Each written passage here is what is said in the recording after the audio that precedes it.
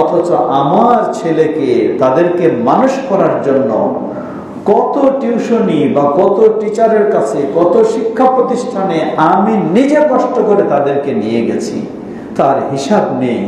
তাদেরকে আমি অনেক বড় শিক্ষিত করেছি, কিন্তু তারা আজকে আমাকে বৃদ্ধাশ্রমে ফেলে রাখা ছাড়া আর আমার কোনো উপায় নেই।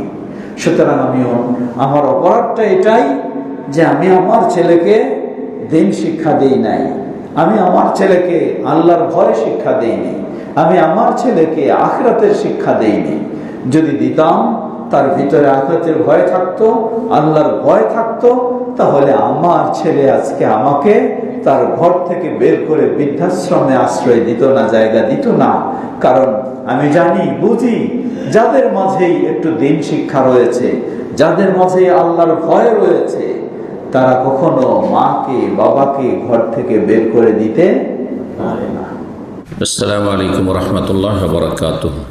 বিসমিল্লাহির রহমানির রহিম। আলহামদুলিল্লাহ ওয়াসসালাতু ওয়াসসালামু আলা রাসূলিল্লাহ ওয়া আলা আলিহি ওয়া সাহবিহি আজমাইন। ইন্নাল হামদালিল্লাহ নাহমাদুহু ওয়া নাস্তাঈনুহু ওয়া নাস্তাগফিরুহু ওয়া নাউযু বিল্লাহি মিন শুরুরি আনফুসিনা ومن سيئات أعمالنا ومن يهده الله فلا مضل له ومن يضلل فلا هادي له وأشهد أن لا إله إلا الله وحده لا شريك له وأشهد أن محمدا عبده ورسوله يا أيها الذين آمنوا اتقوا الله حق تقاته ولا تموتن إلا وأنتم مسلمون أما بعد فأعوذ بالله من الشيطان الرجيم بسم الله الرحمن الرحيم ووصينا الإنسان بوالديه إحسانا حملته أمه كرها ووضعته كرها وحمله وفصاله 30 شهرا وقال سبحانه وتعالى في سورة أخرى ووصينا الإنسان بوالديه حملته أمه وهنا على وهن وفصاله في عامين أن اشكر لي ولوالديك إلي المصير الحمد لله। বাড়িধারা আহলে হাদিস জামে মসজিদ কর্তৃক আয়োজিত আজকের এই আলোচনা সভায় উপস্থিত রয়েছেন অত্র মসজিদের সম্মানিত ইমাম সাহেব, সমবেত মুসল্লি বৃন্দ, বিশেষ করে উপস্থিত যারা রয়েছেন প্রিয় ভাই অপরদার আলের বোনেরা। আপনার অবগত রয়েছেন আজকে যে বিষয় নিয়ে আমাদের আলোচনা, একটি নির্দিষ্ট বিষয়, তা হচ্ছে আমাদের সকলেরই অত্যন্ত শ্রদ্ধার পাত্র মা। এই মায়ের ইসলাম কি মর্যাদা দিয়েছে এবং মা এর দায়িত্ব কর্তব্য কি। মূলত এখানে মাই উদ্দেশ্য নয়, মায়ের সাথেও বাবা জড়িয়ে আছেন। বাবার কথা বললে যেমন মা এসে যায়, ঠিক তেমন মায়ের কথা বললেও বাবা এসে যায়। তবে ইসলামে উভয়ের মর্যাদা রয়েছে, কিন্তু মায়ের মর্যাদা আল্লাহ সুবহানাহু ওয়া তাআলা ইসলামে বেশি দিয়েছে। আলহামদুলিল্লাহ। আজকে ইসলাম বিদ্বেষী মহল, তারা ইসলামকে বিভিন্নভাবে প্রশ্নবিদ্ধ করতে চায়। নারীদের ইসলামে মর্যাদা নেই, নারীদের ইসলামে স্বাধীনতা নেই, নারীদের ইসলামে অধিকার নেই, ইত্যাদি ইত্যাদি ভিত্তিহীন আপত্তি নিয়ে আসে।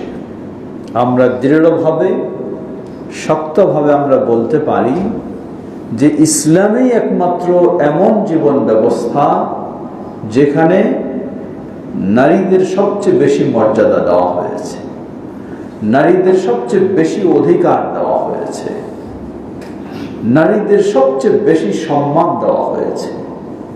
সেই নারী হোক মা, হোক কন্যা, হোক বোন, হোক জীবন সঙ্গিনী, স্ত্রী, সব ক্ষেত্রেই ইসলাম সে মর্যাদা দিয়েছে। বিশেষ করে মা এবং কন্যা, এই দুই শ্রেণীর মর্যাদা ইসলাম আরো বেশি দিয়েছে।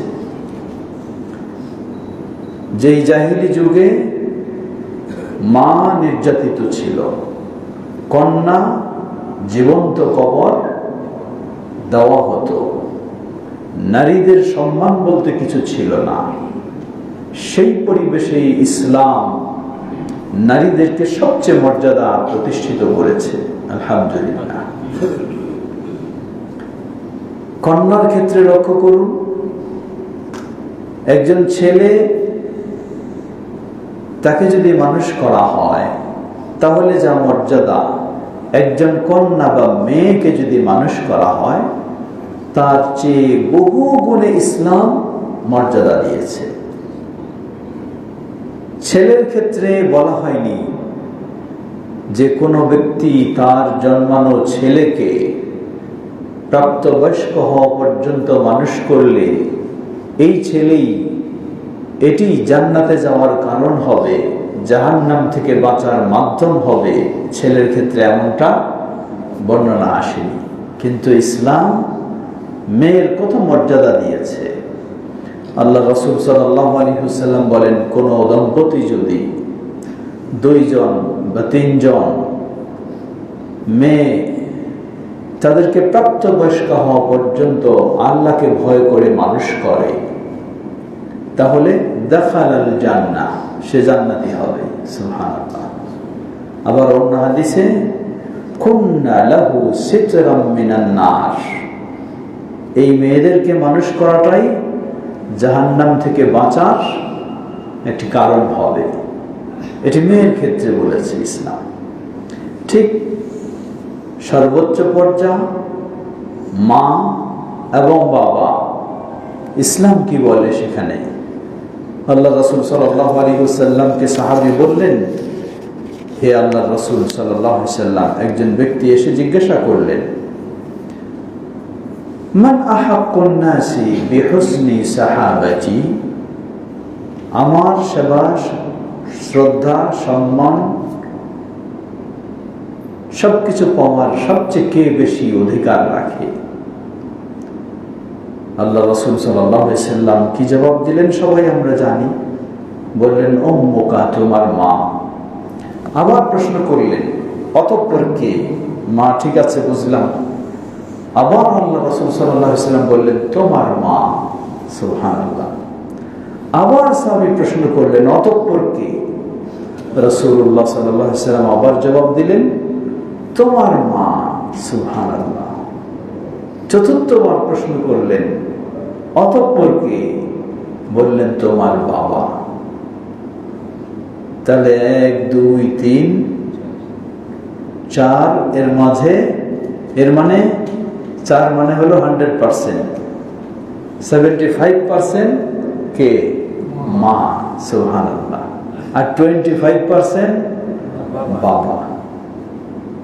কেউ হয়তো বলতে পারি যে এখানে ইসলাম মনে হয় বৈষম্য করেছে, হ্যাঁ, যে পুরুষকে বাবাকে মর্যাদা কম দিয়েছে আর মাকে মর্যাদা বেশি দিয়েছে। জবাব, না, ইসলাম বৈষম্য করেনি।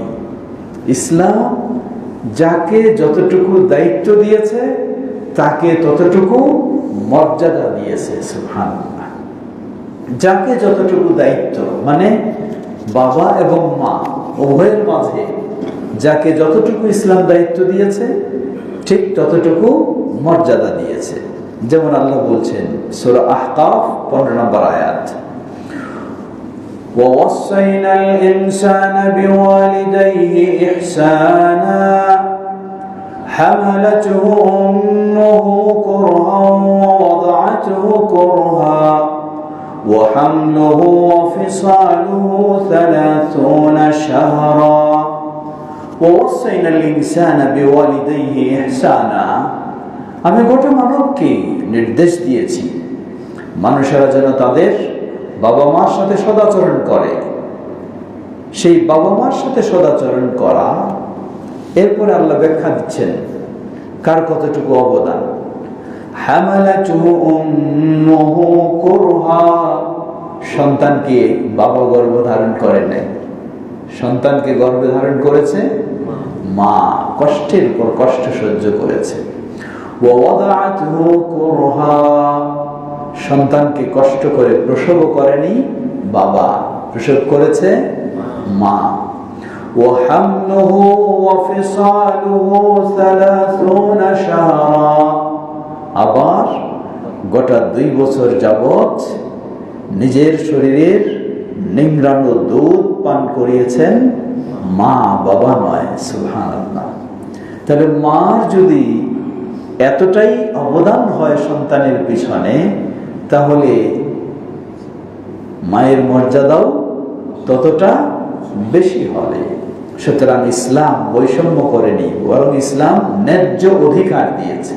ইসলাম ন্যায্য অধিকার দিয়েছে, যেই অধিকার পৃথিবীর বুকে কোনো মতবাদ, না ইহুদিবাদ, না খ্রিস্টানবাদ, না হিন্দু, না বৌদ্ধ, না আরো কোনো কিছু দিতে পারেনি, দিয়েছে একমাত্র ইসলাম। আলহামদুলিল্লাহ, এমনই ভাবেই ইসলাম মায়ের মর্যাদা নিয়েছে।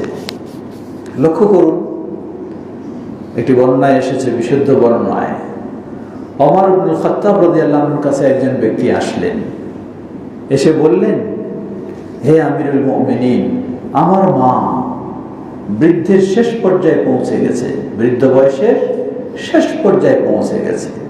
তাই মায়ের অবস্থাটা এমন, আমি ছাড়া, আমার পিঠে করে মাকে নিয়ে চলা ছাড়া মায়ের কোনো উপায় নেই। টয়লেট বাথরুমে নিতে হলেও আমাকে মাকে পিঠে করে নিয়ে যেতে হয়, কোথাও নিতে হলেও আমি ছাড়া আর মায়ের কোনো পথ নেই, উপায় নেই। তাই আমি মাকে সেভাবেই আমি সেবা দিই। ওযু গোসল বা ইত্যাদির ক্ষেত্রেও মায়ের নিজের পক্ষে করার কোনো ক্ষমতা নেই, আমি মায়ের সবকিছুই করি। ভিন্ন দিকে চেহারাটা রেখে মাকে সবকিছুই করে দিতে হয়, উপায় নেই। তারপরে বললেন, ফাহাল আদাইতু হাক্কাহা, হে আমিরুল মুমিনিন, মাকে এত সেবা আমি দিচ্ছি, তাহলে মায়ের যে অধিকার সন্তানের কাছে, আমি কি সেই অধিকার তার আদায় করতে পেরেছি? ওমর রাদিয়াল্লাহু আনহু বলছেন, ক্বালা লা, বললেন না, তুমি মায়ের অধিকার দিতে পারো না।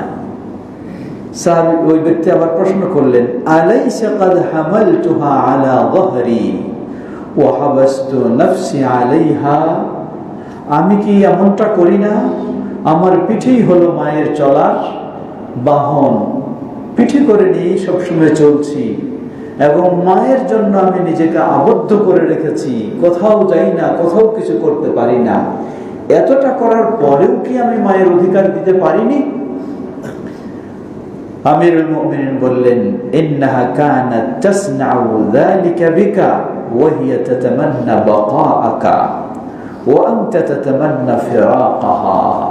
বললেন, দেখো পার্থক্য কোথায়? পার্থক্য হলো, তুমিও তোমার মাকে পিঠে করে কোলে করে নিয়ে চলছো, আর তোমার মাও তোমাকে পিঠে করে কোলে করে মানুষ করেছে। কিন্তু তোমার মা যখন তোমাকে কোলে করে পিঠে করে মানুষ করে, প্রতিটি মুহূর্তই তোমার মা কোনোদিন বিরক্ত হয়নি, তোমাকে ফেলে দিতে চায়নি। সব সময় তোমার মা তোমার জন্য চেয়েছে তুমি যেন আরো বড় হও, আর তোমার ভিতরের চাওয়াটা হলো তুমি মায়ের প্রতি বিরক্ত হয়ে গেছো, কখন মা বিদায় নিবে তুমি যেন এই কষ্ট থেকে বাঁচতে পারবে, এটি হলো তোমার মনের বিষয়। তাহলে দুটি কখনোই সমান হতে পারে না। সুবহানাল্লাহ। ইসলাম এভাবেই মর্যাদা দিয়েছে মাকে। সমবেত দিনী ভাই বোনেরা, আসলে বর্তমান আমরা কত কঠিন পরিস্থিতিতে, গত কয়েকদিনের আগের কথা, হঠাৎ মোবাইলে দেখছি এক মা, মায়ের আর্তনাদ, মায়ের কান্না। কি কান্না? মার দুই চোখ দিয়ে ঝরঝরে অশ্রু প্রবাহিত হচ্ছে, আর মা কেঁদে কেঁদে বলছেন যে আমি সকল ভাই বোনকে অনুরোধ জানাই, আপনাদের ছেলে মেয়েকে দিন শিক্ষা থেকে কখনো বঞ্চিত করবেন না। অবশ্যই কিছু না কিছু হলেও তাদেরকে দিন শিক্ষা দেবেন, কারণ আমি আজকে এই বৃদ্ধ বয়সে আমি বৃদ্ধাশ্রমে। সুতরাং এই মায়ের এই কান্না থেকে, এই আর্তনাদ থেকে দুটো বিষয় বোঝা যায়। এক হলো ইসলাম মায়ের যে মর্যাদা দিয়েছে, সন্তানদের মাঝে ইসলাম না থাকার কারণে তারা মাকে সেই মর্যাদা দিচ্ছে না। অপরদিক মারও একটি দায়িত্ব ছিল, মারও একটি কর্তব্য ছিল, কিন্তু মা সেই কর্তব্য সেটি রং করেছেন, দায়িত্ব সঠিকভাবে পালন করতে পারেননি সন্তান মানুষ করার ক্ষেত্রে, যার কারণে মা নিজেই সে বিষয়টিকে স্বীকার করতেছেন যে আমি যদি আমার ছেলেকে একটু দিন শিক্ষা দিতাম, তাকে যদি নামাজি বানাতে পারতাম, তাকে যদি আল্লাহর পথে পথ চিনাতে পারতাম, তাকে যদি আখিরাত চিনাতে পারতাম, তাহলে আমার সন্তান হয়তো আজকে আমার সাথে এই দুর্ব্যবহার করতো না। প্রিয় ভাইরা আমার, পর্দার আড়ালের মা ও বোনেরা, আসলে আমরা আরেকটু ভেতরে যাওয়ার চেষ্টা করি। মায়ের মর্যাদা বলার অপেক্ষা রাখে না।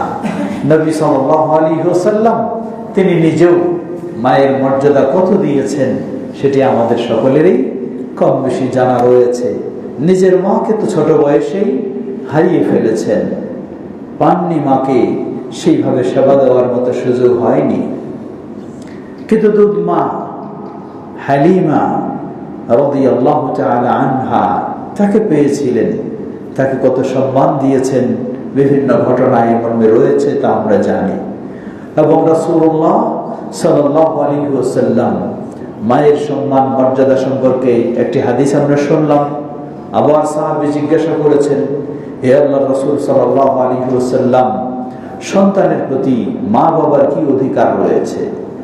রাসূলুল্লাহ সাল্লাল্লাহু আলাইহি ওয়াসাল্লাম বললেন, হুমা জান্নাতুকা আও নারুকা, তোমার মা বাবা তারা দুজনেই তোমার হলো জান্নাতের কারণ অথবা তোমার জাহান্নামের কারণ। অর্থাৎ যদি তুমি মা বাবার সাথে সদাচরণ করো তাহলে তোমার জন্য জান্নাতে যাওয়ার সুযোগ হবে, আর যদি মা বাবার সাথে দুর্ব্যবহার করো, অসদাচরণ করো, তাহলে এটি তোমাকে জাহান্নামে নিয়ে যাবে। সুতরাং মায়ের মর্যাদা বলার অপেক্ষা রাখে না। এখন আমরা একটু লক্ষ্য করি মায়ের তাহলে কি দায়িত্ব। মায়ের দায়িত্ব কর্তব্যটা কি, এ মর্মে আমরা বলবো কয়েকটি বিষয় আলোকপাত করব। প্রথম, মাকেও আদর্শ মা হতে হবে, মাকেও আদর্শ মা হতে হবে। মা যদি আদর্শ মা না হয় তাহলে সেই মা থেকে আদর্শ সন্তান পাওয়াটা সহজ না কঠিন? কঠিন। মা যদি বেদিন হয় সন্তান অটোমেটিক কি হবে? বেদিন হবে। মা যদি আল্লাহ ভীরু না হয় সন্তানও আল্লাহ ভীরু হবে না। মায়ের আকীদা বিশ্বাস যদি ভ্রান্ত হয় সন্তানেরও আকীদা বিশ্বাস ভ্রান্ত হবে। মায়ের স্বভাব আচরণ যদি ভালো না হয় সন্তানেরও স্বভাব আচরণ ভালো হবে না। বলবেন হয়তো যে বাবার কি বিষয় নেই? অবশ্যই রয়েছে। আমরা আগে বলেছি মা বাবা দুটোরই ভূমিকা রয়েছে, কিন্তু আজকে যেহেতু আলোচ্য বিষয় হলো আমাদের মাকে নিয়ে, এই জন্য সে বিষয়টা হয়তো আমরা একটু বেশি কথায় আসবে। সুতরাং মায়ের এখানে অনেকগুলি দায়িত্ব কর্তব্য রয়েছে। প্রথম দায়িত্ব কর্তব্য হলো তাআল্লুমুদ্দীন মাকে নিজেকেও আগে দিন শিখতে হবে, মাকে নিজেকেও আগে দিন জানতে হবে, দিন বুঝতে হবে। কারণ কোন এক কবি বলছেন, আরবি কবি, আল উম্মু মাদ্রাসাতুন ইযা আ'দাদতাহা ওয়া আ'দাদতা শা'বান তিবাল আরাকি। মা হলো একটা মাদ্রাসা, একটা স্কুল, একটা পাঠশালা। মা নিজে একটা স্কুল। ইযা আ'দাদতাহা, যখন তুমি মাকে সেভাবে গড়ে তুলতে পারবা, তাহলে এই মাই হবে একটা, এটা স্কুল। কারণ আজকে লক্ষ্য করুন, আমাদের বাচ্চাদেরকে স্কুলে পাঠাই ঠিকই, কিন্তু আসল শিক্ষা দীক্ষা কার কাছে? আসল শিক্ষা দীক্ষা মায়ের কাছে। আসল প্রাথমিক শিক্ষা মায়ের কাছে। শুধু শিক্ষা মায়ের কাছে নয়, এখানে কয়েকটি সাইড। প্রথম হলো, মার ভিতরে যদি সেই ধরনের আলো থাকে, আলো বলতে কোরআন সুন্নাহর ঈমানের আলো, তাহলে সেই আলোয় আলোকিত হবে সন্তান। দ্বিতীয়, মার ভিতরে যদি সেই আল্লাহ ভীরু থাকে, এই বৈশিষ্ট্য থাকে, তাহলে মা সন্তানকেও সেই রকম হওয়ার জন্য সবসময় আল্লাহর কাছে দোয়া করবে, চাইবে, যেগুলি আসতেছে সামনে। যেমন লক্ষ্য করুন, মায়ের ক্ষেত্রে বলবো, যেমন প্রসিদ্ধ ইমামগণ যারা আছেন, ইমাম আল বুখারী রাহিমাহুল্লাহ, ইমাম আল বুখারী প্রসিদ্ধ ইমাম, সহিহুল বুখারী হাদিস গ্রন্থ, যেটি কোরআন কারীমের পরেই হলো সহিহুল বুখারীর স্থান। সেই সহিহুল বুখারী ইমাম আল বুখারী রাহিমাহুল্লাহ ছোট বয়সে বাবাকে হারিয়ে ফেলেছেন। ছোট বয়সেই বাবাকে হারিয়ে ফেলেছেন, মায়ের কাছে মানুষ হয়েছেন। কিন্তু ইমাম আল বুখারী রাহিমাহুল্লাহ, তিনি ছোট বয়সে দৃষ্টিশক্তি ছিল না, তার অন্ধ ছিলেন। মা এত আল্লাহ ভীরু ছিলেন, মা সবসময় আল্লাহর কাছে কাঁদতেন তার ছেলের দৃষ্টিশক্তি ফিরিয়ে পাওয়ার জন্য। আল্লাহ যেন ছেলের দৃষ্টিশক্তি ভালো করে দেয়, এই জন্য মা সবসময় কাঁদতেন। পিছনের ফ্যানটা দিয়ে রাখেন, পিছনেরটা, ভিতরেরটা। মা সবসময় আল্লাহর কাছে কাঁদতেন। মা একদিন স্বপ্নে দেখছেন ইব্রাহিম আলাইহিস সালামকে। ইব্রাহিম আলাইহিস সালাম ইমাম আল বুখারী রাহিমাহুল্লাহর মাকে বলছেন, হে ওমু, তুমি তোমার সন্তানের জন্য আল্লাহর কাছে এত কাঁদছো, তার কল্যাণ তুমি আল্লাহর কাছে এত চাইছো। বললেন, জেনে রাখো, ইন্নাল্লাহা কাদ রাদ্দা বাসারা ওয়ালাদিকা লিকাসরাতি বুকাইকা। তোমার বেশি বেশি কান্নার কারণে, আল্লাহর কাছে বেশি বেশি চাওয়ার কারণে, বেশি বেশি দোয়া করার কারণে আল্লাহ তোমার সন্তানের দৃষ্টিশক্তিকে ফিরিয়ে দিয়েছে। মা বলছেন, আমি সকালবেলা ঘুম থেকে জেগে দেখছি আমার মোহাম্মদ বিন ইসমাইল আল বুখারী আগের মতো আর সে অন্ধ নেই, আজকে তার দৃষ্টিশক্তি সে ফিরিয়ে পেয়েছে। সুবহানাল্লাহ। এটি কে? এটি মা। তাই মার ভিতরে যদি আল্লাহর ভয় থাকে, তাহলে একদিকে যেমন সে সেই আলোকে সন্তানকে গড়ে তুলবে, অপরদিকে প্রতিটি মুহূর্তেই সন্তানের কল্যাণ আল্লাহর কাছে কামনা করবে, আল্লাহর কাছে চাইবে। ঠিক অনুরূপভাবে ইমাম মালিক রাহিমাহুল্লাহ, প্রসিদ্ধ আরেকজন ইমাম, ইমাম মালিক রাহিমাহুল্লাহ, তিনি কিভাবে তার মায়ের সেবা পেয়েছেন। ইমাম মালিক রাহিমাহুল্লাহ তিনি বলছেন যে, আমি যখন ছোট বয়সে ছিলাম, ইমাম মালিক মানে কি? ছোট মানুষ, সাধারণ মানুষ নয়, মদিনার ইমাম যাকে বলা হয়, সেই ইমাম মালিক রাহিমাহুল্লাহ তিনি বলছেন যে, আমি যখন ছোট বয়সে, আমার মা আমাকে সুন্দরভাবে কাপড় পরায় দিতেন, ওয়া আম্মামাতনি, আমাকে টুপি পরায় দিতেন, পাগড়ি পরায় দিতেন, পরায় দিয়ে বলতেন, ইযহাব ইলা রাবিয়া, তুমি যাও মদিনার সবচেয়ে বড় যিনি আলেম, তার কাছে গিয়ে তুমি বসো, তার কাছে তুমি দিন শিক্ষার আগে তার আদর্শ, আদব, আখলাক তার কাছ থেকে তুমি শিক্ষা নাও। ইমাম মালিক রাহিমাহুল্লাহ বলছেন, মায়ের এই সেবা, মায়ের এই পরিচালনা, মায়ের এই লালন পালনের কারণে আমার পক্ষে সম্ভব হয়েছে এই পথে চলা, এই পথে গড়ে ওঠা। সুতরাং মায়ের ভূমিকা কতই না বড়। একইভাবে লক্ষ্য করুন আরো ইমাম, প্রসিদ্ধ ইমাম আশ-শাফিঈ রাহিমাহুল্লাহ। ইমাম আশ-শাফিঈ রাহিমাহুল্লাহ তিনিও ছোট বয়সেই মাকে হারিয়ে ফেলেছেন।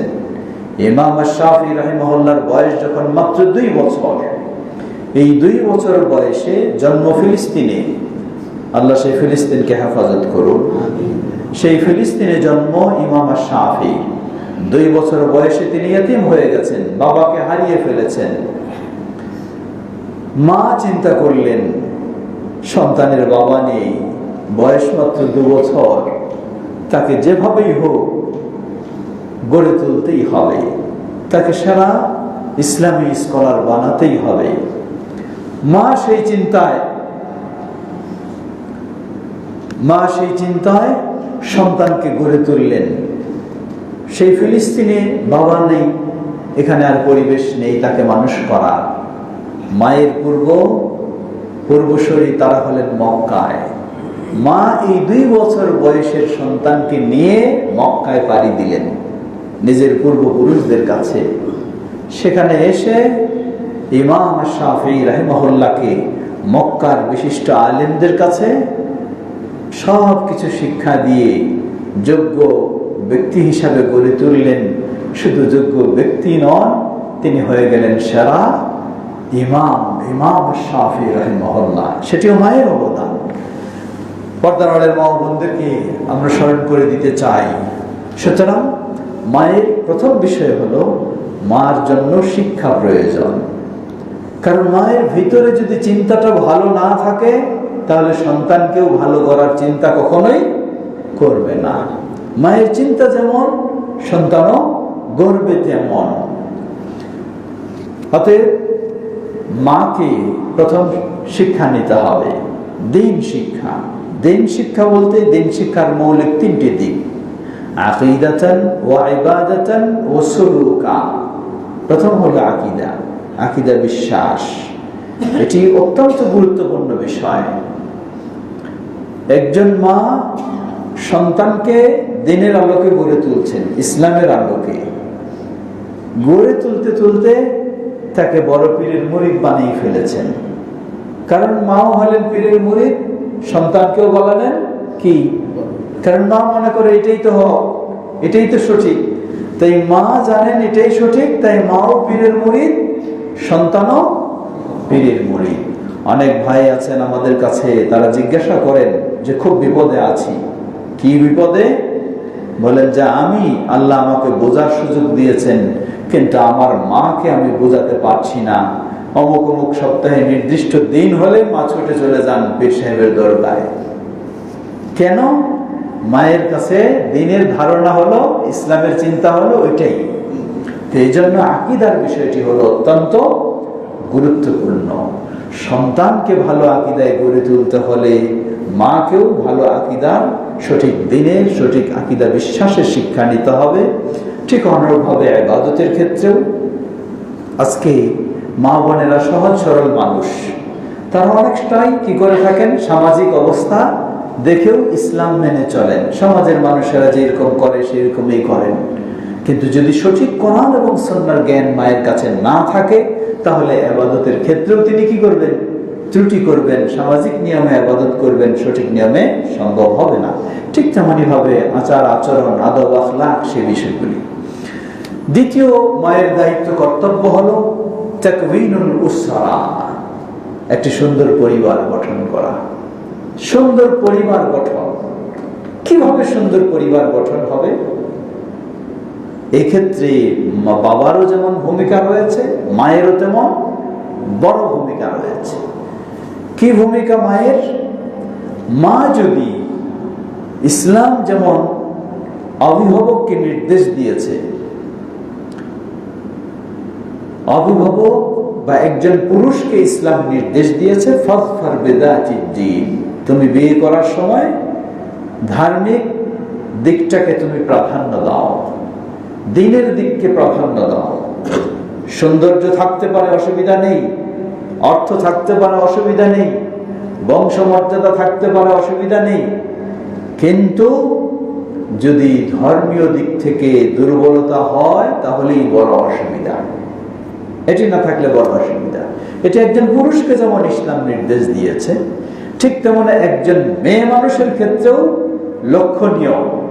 তিনি তার জীবন সঙ্গী হিসাবে বেছে নেওয়ার জন্য কাকে তিনি পছন্দ করছেন।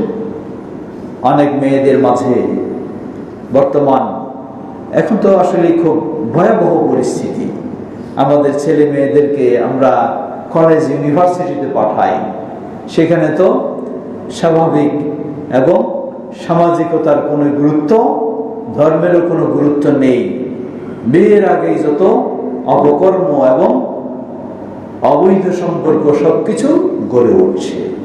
এখানে একজন বাবাকে আদর্শ মা গড়ে তুলতে হলে বাবাকেও বা মাকেও নিজের পরবর্তী প্রজন্মকে দিনের আলোকে গড়ে তোলার জন্য একজন মেয়েকেও সেভাবে গড়ে তুলতে হবে যে মেয়ে তার জীবন সঙ্গী হিসাবে, স্বামী হিসাবে কাকে সে প্রাধান্য দেবে। যার অর্থ বেশি আছে তাকে, যার চাকরি বড় তাকে, যার বাসাবাড়ি বেশি তাকে, না যার দিন বেশি তাকে। এটি হলো একটি বড় গুরুত্বপূর্ণ বিষয়। একজন মেয়ে মানুষ অনেক সময় দেখা যায় তিনি খুব ধার্মিকতার পরিচয় দিচ্ছেন, কিন্তু বিয়ের সময় যদি তার কাছে প্রস্তাব আসে যে অমুক ছেলে কেমন, ছেলে দেখতেও অনেক সুন্দর, ছেলের কি রয়েছে চেহারায়, কি দাড়ি রয়েছে, বাস, কি আর রাজি না, হ্যাঁ দাড়িওয়ালা ছেলের সাথে বিয়ে বসবে না। আজীব কথা। একজন মেয়ে যদি একজন দাড়িওয়ালা দিনদার ছেলের সাথে বিয়েতে বসতে না রাজি হয়, তাহলে এই মেয়ে থেকে দিনদার সন্তান কিভাবে আসতে পারে? এই মেয়ে থেকে দিনদার মানুষ তৈরি কিভাবে হতে পারে? কখনো হতে পারে না। কারণ তার চিন্তাই নেই দিন। সে হয়তো সালাত আদায় করছে, নিজে হয়তো হেজাব পরে, সবকিছু করতেছে, কিন্তু তার মানসিকতা যখন এইরকম হয় যে একজন দাড়িওয়ালা ছেলেকে সে পছন্দ করবে না, বেছে নিবে না, এটি মেনে নিতে পারছে না, লা হাওলা ওয়ালা কুওয়াতা ইল্লা বিল্লাহ, তাহলে ওই মেয়ে দেখাতে পারে সে ধার্মিকতা, আসলেই তার ভিতরে ধর্ম নেই, আসলেই তার ভিতরে দ্বীন নেই, আসলেই তার ভিতরে আল্লাহর ভয় নেই। সে দুনিয়ার চাকচিক্য শুধু পছন্দ করে, দুনিয়ার চাকচিক্য। এমনকি সে কি করে না, পুরুষ মানুষকেও পছন্দ করে না। বললেন যে পুরুষ মানুষকে পছন্দ করে না মানে? একজন প্রসিদ্ধ আলেম ছিলেন, তার বই বিভিন্ন ভাষায় অনুবাদ হয়েছে। তিনি তার বইয়ে একটা ঘটনা লিখেছেন। সে ঘটনা হলো এই, তিনি লিখেছেন দুজন মেয়ের কথা, দুজন মেয়ে সহপাঠী একই ক্লাসের। তো একজন মেয়ে সত্যিকারই সে ধার্মিক, দিনকে পছন্দ করে, দিনকে ভালোবাসে, দিনদার মানুষকেও পছন্দ করে। তো তার বিয়ের জন্য সে বেছে নিল ওই পুরুষকে যেই পুরুষের চেহারায় কি আছে, দাঁড়িয়ে আছে।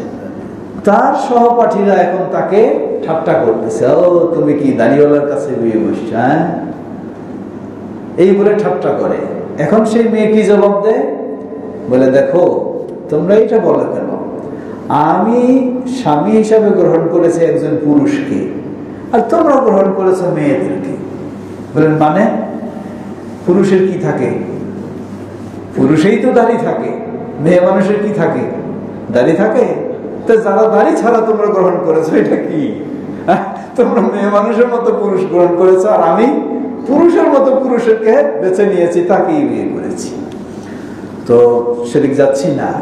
তো সুতরাং এটি একটি বড় পরীক্ষার বিষয়। আপনি কিভাবে ভালো মা হবেন, কিভাবে আপনার ঘরে আদর্শ ইমানদার সন্তান আসবে, যদি আপনার নিজেরই ইমানদার ব্যক্তিকে বেছে নেওয়ার মানসিকতা না থাকে, তাহলে তো আপনার ঘরে, আপনার কোলে, আপনার গর্ভে সেই ইমানদার সন্তান আসাটা খুবই কঠিন। তাই পরিবার গঠনের ক্ষেত্রে বড় গুরুত্বপূর্ণ বিষয় এটি হলো বিয়ের আগে। বিয়ের পরে অবশ্যই আধুনিকতার বিষয় প্রাধান্য না দিয়ে প্রাধান্য দিতে হবে দিনের বিষয়কে। এর মানে এই নয় দুনিয়া থেকে দূরে সরে যাবেন, তা তো আমরা কখনো বলি না। আল্লাহ কি বলেছেন? রব্বানা আতিনা ফিদ দুনিয়া হাসানাতাও ওয়া ফিল আখিরাতি হাসানাতাও ওয়া কিনা আযাবান নার। দুনিয়া এবং আখিরাত কি দুটোকেই আমরা প্রাধান্য দেই, দুটোকেই আমরা খেয়াল করব, দুটোরই ভালো চাইব। কিন্তু বাল তুসিরুনাল হায়াতাদ দুনিয়া ওয়াল আখিরাতু খায়রুন ওয়া আবকা, বরং তোমরা দুনিয়ার জীবনটাকেই প্রাধান্য দিচ্ছ, আখিরাতকে প্রাধান্য দিচ্ছ না। অথচ আখিরাত হলো খায়রুন ওয়া আবকা, সেটি হলো কল্যাণকর এবং সেটি হলো চিরস্থায়ী। দুনিয়া তো ক্ষণস্থায়ী, হারিয়ে যাবে, শেষ। তাই দুটোরই দুনিয়া এবং আখিরাত দুটোরই কল্যাণ আমরা চাইব, কিন্তু দুনিয়াকে কখনোই প্রাধান্য দিতে পারবো না। প্রাধান্য দিতে হবে আখিরাতকে। যখন আপনি দুনিয়াকে প্রাধান্য দেবেন, তখন এই দিন আপনার কাছে অতিরিক্ত বিষয় হয়ে যাবে, আসল বিষয় থাকবে না। অতএব দাম্পত্য জীবনটাকেও সেভাবে গড়ে তুলতে হবে। লক্ষ্য করুন ইব্রাহিম আলাইহিস সালাতু ওয়াস সালাম কিভাবে দাম্পত্য জীবনটা গড়লেন। ইব্রাহিম আলাইহিস সালাম গোটা জীবন তিনি তাওহীদের পথে, ঈমানের পথে সবসময় দোয়া করেছেন কি? রব্বি হাবলি মিনাস সালিহিন, হে আল্লাহ কি দান করো? সৎ সন্তান দান করো। এটি চাওয়ারও বিষয় রয়েছে, খালি চাওয়ার বিষয় নয়, চাওয়ার সাথে সাথে যে বলি না কি দোয়াও লাগবে, দাওয়াও লাগবে, দোয়াও লাগবে, দাওয়াও লাগবে। দোয়া করছি কিন্তু মনের ভিতরে অন্য চিন্তা, হ্যাঁ, মুখ দিয়ে দোয়া করছি কিন্তু মনের ভিতরে অন্য স্বপ্ন, অন্য চিন্তা, তাহলে তো সেই দোয়া অনুযায়ী ফলাফল পাওয়া যাবে না। সেই দোয়াও করতে হবে এবং বাস্তবে চেষ্টা অবশ্যই করতে হবে। ইব্রাহিম আলাইহিস সালাম সেই দোয়া করলেন, রব্বি হাবলি মিনাস সালিহিন। আল্লাহর কাছে কখনো নিরাশ হননি। বয়স হয়ে গেছে, বৃদ্ধ হয়ে গেছে, কিন্তু এখনো আল্লাহর কাছে চাওয়া ছেড়েননি। আল্লাহ সুবহানাহু ওয়া তাআলা সুসংবাদ দিলেন, ফাবাশশারনাহু বিগুলামিন হালিম। আমি তাকে সুসংবাদ দিলাম একজন ধৈর্যশীল, সহনশীল সুসন্তানের সুসংবাদ দিলাম। পেয়ে গেলেন কাকে? ইসমাঈল আলাইহিস সালাতু ওয়াস সালাম। কে সেই ইসমাঈল আলাইহিস সালাম? কে ছিলেন তার মা? দেখুন, ইব্রাহিম আলাইহিস সালাম তিনি কত পরীক্ষার সম্মুখীন হয়েছেন। জীবনের, দাম্পত্য জীবনের সবচেয়ে বড় পাওয়া কি? দাম্পত্য জীবনের সবচেয়ে বড় পাওয়া হলো সন্তান। কারণ যার দাম্পত্য জীবন 10 বছর হয়ে গেছে এখনো সন্তান হয়নি, তার কাছে দেখবেন সেই বুঝতে পারে যে সবচেয়ে বড় চাওয়া পাওয়া কি তাদের কাছে, এটি সন্তান। জীবনের শেষ বয়সে পেলেন সন্তান। সন্তান পাওয়ার সাথে সাথেই পরীক্ষার পর পরীক্ষা। আল্লাহ রাব্বুল আলামিন নির্দেশ দিয়ে দিলেন, না, তুমি সন্তানকে কোলে নিয়ে আনন্দ উপভোগ করবে, এটা তোমার সুযোগ নেই। ওই মা এবং সন্তানকে সেই নির্জনে বসবাস দিয়ে আসো, নির্জনে রেখে আসো, নির্বাসনে দিয়ে আসো। কোথায়? সেই মক্কার মরুভূমি। নেই কোনো ঘর, নেই কোনো বাড়ি, নেই কোনো জনপদ, নেই কোনো গাছপালা, নেই কোনো খাদ্য পানি, নেই কোনো দোকানপাট, কিচ্ছু নেই। ইব্রাহিম আলাইহিস সালাম রেখে এসে আড়ালে দোয়া করছেন, রব্বানা ইন্নী আসকানতু মিন যুররিয়াতি বিওয়াদিন গায়রি যী দারইন ইনদা বাইতিকাল মুহাররম। হে আমাদের রব, ইন্নী আসকানতু মিন যুররিয়াতি, আমার সন্তানকে আমি রেখে এসেছি ওই উপত্যকায়। কোন জায়গায়?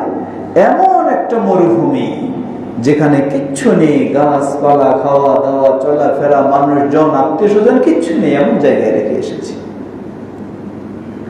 সুতরাং তাকে সেখানে যেন সেরকম জনবসতি গড়ে উঠে, মানুষের সেদিকে আকর্ষণ আসে, সেই দোয়া করলেন। আল্লাহ রাব্বুল আলামিন সেই জায়গাটাকে আজকে পৃথিবীর সেরা, শ্রেষ্ঠ, আকর্ষণীয় জায়গা হিসেবে কবুল করেছেন, আলহামদুলিল্লাহ। সেটি মক্কা। কিভাবে রেখে আসলেন? যেটি সহিহুল বুখারীর দীর্ঘ হাদিসে এসেছে। মা বোনরা খেয়াল করবেন, রেখে আসলেন।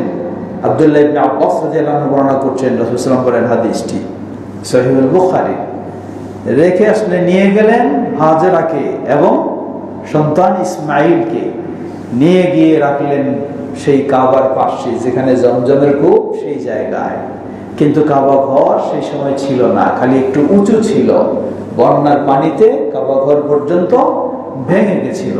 সেই উঁচু জায়গায় একটু পাশেই রাখলেন। রেখে ইব্রাহিম আলাইহিস সালাম চলে আসছেন। হাজেরা পেছন দিক থেকে ইব্রাহিম আলাইহিস সালামের পিছে পিছে আসছেন।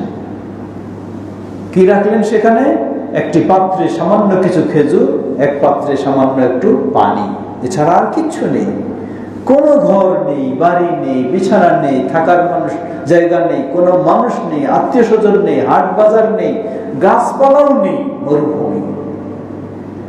একজন মেয়ে মানুষ, সদ্য জন্মলাভ করা সন্তান, এই ছোট্ট বাচ্চা, তাকে নিয়ে কিভাবে থাকবেন? আল্লাহু আকবার, কত কঠিন পরীক্ষা। ইব্রাহিম আলাইহিস সালাম চলে আসছেন, পিছে পিছে হাজেরা চলে আসছেন, আর জিজ্ঞাসা করছেন, হে ইব্রাহিম আইনা তাযহাব ওয়া তাতরুকুনা ফি ওয়াদিন লাইসা ফীহি উনাইসুন ওয়ালা শাইউন। হে ইব্রাহিম, আপনি কি চলে যাচ্ছেন এবং আমাদেরকে কোথায় রেখে যাচ্ছেন? এই নির্জন ভূমিতে, যেখানে কোনো মানুষ নেই, কোনো কিছুই নেই, কিভাবে রেখে যাচ্ছেন? ইব্রাহিম আলাইহিস সালাম ফিরেও তাকাচ্ছেন না, কোনো জবাবও দিচ্ছেন না। বারবার জিজ্ঞাসা করার পর বললেন, আল্লাহু আমারাক, হে ইব্রাহিম, আপনি আমাদেরকে এভাবেই এই জায়গায় কঠিন অবস্থায় রেখে যাচ্ছেন, আল্লাহু আমারাক, এটা কি আল্লাহ আপনাকে নির্দেশ দিয়েছেন? আল্লাহর নির্দেশে আপনি রেখে যাচ্ছেন? ইব্রাহিম আলাইহিস সালাম শুধু উচ্চারণ করলেন, নাম, হ্যাঁ, আল্লাহর নির্দেশেই রেখে যাচ্ছি, আমারও করার কিছু নেই। কিছু কথা বলতে পারছেন না, শুধু বললেন আল্লাহর নির্দেশে রেখে যাচ্ছি। যখনই বললেন আল্লাহর নির্দেশে, আল্লাহু আকবার, সেই কঠিন মরুভূমিতে একজন মেয়ে মানুষের আল্লাহর উপরে কত বড় আস্থা, বিশ্বাস, ভরসা থাকলে, সাহস থাকলে তিনি বলে ফেলেন, ক্বালাত ওয়াল্লাহ লা ইউদিআনা আল্লাহ, যেখানে আপনি আল্লাহর নির্দেশে আমাদেরকে রেখে যাচ্ছেন, আল্লাহর কসম করে বলছি, আল্লাহ আমাদেরকে কখনো নষ্ট করবেন না। আল্লাহ, আল্লাহ আমাদেরকে কখনো বিপদগ্রস্ত করবেন না। সুবহানাল্লাহ। একজন মেয়ে মানুষ, মা, এই মা, যেই মায়ের গর্ভে জন্ম লাভ করেছে আরেকজন নবী, আরেকজন নবী, আরেকজন শ্রেষ্ঠ মানুষ, সেই মা আল্লাহর প্রতি কি আস্থা রাখেন, কি বিশ্বাস রাখেন, যে আপনি যেহেতু আল্লাহর নির্দেশে আমাদেরকে রেখে যাচ্ছেন, সুতরাং আমাদের বিশ্বাস আল্লাহ আমাদেরকে কখনো নষ্ট করবেন না, ধ্বংস করবেন না। ইব্রাহিম আলাইহিস সালাম চলে আসলেন, আরাম হলেন, তখন তিনি এই দোয়া করলেন, রব্বানা ইন্নী আসকানতু মিন যুররিয়াতি, হে রব, আমার সেই কলিজার টুকরা সন্তানকে সেই নির্জন জায়গায় আমি রেখে এসেছি, সুতরাং যেন তার পরিবেশটি সুন্দর হয়, ইত্যাদি ইত্যাদি দোয়া করলেন। ইব্রাহিম আলাইহিস সালাম চলে আসলেন, সামান্য কিছু খেজুর শেষ হয়ে গেল, পানি শেষ হয়ে গেল। একজন মা, তার যদি খাওয়া কিছু না থাকে, তাহলে সন্তানকেও দুধ দেওয়া সম্ভব নয়। মা তৃষ্ণার্ত, পানির তৃষ্ণায় ছটফট করছেন, খাওয়া নেই, পানি নেই, সন্তানকে দুধ পান করানোর মতো কোনো সুযোগ নেই, উভয় কঠিন অবস্থায়। মা কি করলেন? তাকালেন সামনের দিকে, দেখলেন একটা উঁচু জায়গা, পাহাড়ের মতো, সেখানে উঠে পড়লেন সন্তানকে রেখে। সেই পাহাড়ের নাম হলো সাফা। কি পাহাড়? সাফা পাহাড়ে উঠলেন। উঠে উঁচু জায়গায় উঠে চতুর্দিকে তাকালেন, কোথাও কোনো মানুষ আছে কিনা, কাউকে ডাকা যায় কিনা, কারো কাছে কিছু সহযোগিতা পাওয়া যায় কিনা। দেখলেন কিছু নেই, কাউকে ডাকার মতো নেই। আল্লাহু আকবার। সেই পাহাড় থেকে নামলেন, আর একটু নামার জায়গাটি ছিল নিচু, খুব দ্রুত নামলেন, এজন্য সেখানে দৌড়াতে হয়। গিয়ে আরেক উঁচু জায়গা পেলেন, সেটি আরেক পাহাড়, সেটি হলো সাফার করে কি মারওয়া। সেই পাহাড়ে আবার উঠলেন, উঠেও আবার চতুর্দিকে তাকালেন, নেই কেউ, নেমে গেলেন। এভাবে সাফা থেকে মারওয়া 7 বার একটা থেকে একটাতে আপ ডাউন করলেন, কিন্তু কোনো উপায় হলো না। মারওয়া থেকে আবার নেমে চলে আসলেন যেখানে ইসমাইলকে রেখেছিলেন, চলে আসলেন। এই তৃষ্ণার্ত অবস্থায় এক পাহাড় থেকে আরেক পাহাড়, আরেক পাহাড় থেকে আরেক পাহাড়, তাহলে আরো অবস্থাটা কি হতে পারে? আবার শিশু সন্তানকে দুধ দেওয়ার মতো কোনো সুযোগ নেই, কঠিন ভয়াবহ পরিস্থিতি। আবার তিনি মারওয়ার দিকে তাকালেন, তাকাতেই হঠাৎ একটা আওয়াজ শুনলেন, হাদিস সহিহুল বুখারী। আওয়াজ শুনলেন কিন্তু বুঝলেন না আওয়াজটা কি। নিজেকেই বললেন যে একটু নীরব হই, আওয়াজটা ভালো করে শুনি। আরেকবার আওয়াজ শুনলেন কিন্তু আওয়াজ কিছুই বুঝলেন না। না বুঝেই তিনি বলে ফেললেন, কিসের আওয়াজ আমি শুনছি? যদি কোনো সাহায্য সহযোগিতার সুযোগ থাকে তাহলে সাহায্য সহযোগিতা চাই বললেন। বলার সাথে সাথেই ইসমাইল আলাইহিস সালামের কাছে চলে আসলেন জিবরিল আলাইহিস সালাম। সুবহানাল্লাহ। কোন বর্ণনায় এসেছে জিবরিল আলাইহিস সালাম তার পা দিয়ে আঘাত করে সেখানে পানির ঝর্ণা বের হলো। আবার কোন বর্ণনায় এসেছে জিবরিল আলাইহিস সালামের ডানা দিয়ে আঘাত করে পানির ঝর্ণা বের হলো। পানির ঝর্ণা বের হতেই মা পানি সংগ্রহ করে পাত্রে তুলতে লাগলেন, পানি পান করলেন, শরীর সতেজ হলো, সন্তানকে দুধ পান করালেন। সুবহানাল্লাহ। সেই পানি আজকে পৃথিবীর সেরা পানি, পৃথিবীর সেরা পানি, সবচেয়ে বরকতময় পানি, মোবারকময় পানি, জমজম পানি। জিবরিল আলাইহিস সালাম তারপর তাদেরকে বললেন, লা তাখাফু ইন্নাল্লাহ, বললেন যে হা হুনা বাইতান লিল্লাহ ইবনিহি হাদাল গোলাম ওয়া আবুহু। জিবরিল আলাইহিস সালাম বললেন, দেখো এখানেই হলো বাইতুল্লাহ, মানে কাবা ঘর, যেটি বন্যার পানিতে ভেঙে গেছে কিন্তু জায়গাটা উঁচু রয়েছে। এটাই হলো কাবা ঘর। ইবনিহি হাদাল গোলাম, এই শিশু সন্তান, এই সন্তানই এবং তার বাবা এই গৃহকে আবার নির্মাণ করবে। সুবহানাল্লাহ। তারপরে বললেন, লা তাখাফু ইন্নাল্লাহা লা ইউদাইয়ু আহলা হাদাল বাইত, তোমরা ভয় করো না, যে জায়গায় এসেছো এই বাইতুল্লাহর কাছে আল্লাহ রাব্বুল আলামিন এই বাড়ির পাশে যারা থাকবে, এই ঘরের কাছে যারা থাকবে, আল্লাহ তাদেরকে কখনো নষ্ট ক্ষতিগ্রস্ত করবেন না। সুবহানাল্লাহ। আস্তে আস্তে শুরু হলো জনবসতি, গড়ে উঠল। আবার ইব্রাহিম আলাইহিস সালাম, ইসমাইল আলাইহিস সালাম যখন বড় হলেন, তাকে নিয়ে আবার আরেক পরীক্ষার সম্মুখীন হলেন। কি ভয়াবহ পরীক্ষা! ভয়াবহ পরীক্ষা। আমি স্বপ্নে দেখেছি তোমাকে জবাই করছি। ফানজুর মাযা তারা, হে প্রিয় বৎস, বলো তুমি কি তোমার মতামত? তোমাকে তো আমাকে জবাই করার নির্দেশ দেওয়া হয়েছে। যেমন বাবা তেমন সন্তান, যেমন মা তেমন সন্তান। সন্তান জবাব দিয়ে দিল, قال يا أبت افعل ما تؤمر ستجدني إن شاء الله من الصابرين। হে বাবা, কোনো অসুবিধা নেই, আপনি যা নির্দেশিত হয়েছেন তাই বাস্তবায়ন করুন, আমাকে ধৈর্যশীলের মধ্যে পেয়ে যাবেন। সুবহানাল্লাহ। যেমন বাবা তেমন সন্তান, যেমন মা তেমন সন্তান। মা যেমন আল্লাহর উপর আস্থাশীল, সন্তানও ঠিক সেভাবে। তো আমরা বলছিলাম, তাই সেভাবে পরিবার গঠনের জন্য মাকে যেমন ভালো সঙ্গী চয়েস করতে হবে, তেমনি ভাবে দাম্পত্য জীবনে পৌঁছার পরেই আল্লাহ সুবহানাহু ওয়া তাআলার কাছে চাইতে হবে, নিজের স্বপ্নটা হতে হবে আমার সন্তান যেন একজন মুসলিম সন্তান হয়, আমার সন্তান যেন একজন আদর্শ সন্তান হয়। এই স্বপ্ন যখন কোনো মায়ের থাকবে, এটাই যখন সে আল্লাহর কাছে চাইবে, এটাই যখন সে চেষ্টা করবে, তাহলে আল্লাহ সুবহানাহু ওয়া তাআলা কিছু না কিছু অবশ্যই দান করবেন ইনশাআল্লাহ।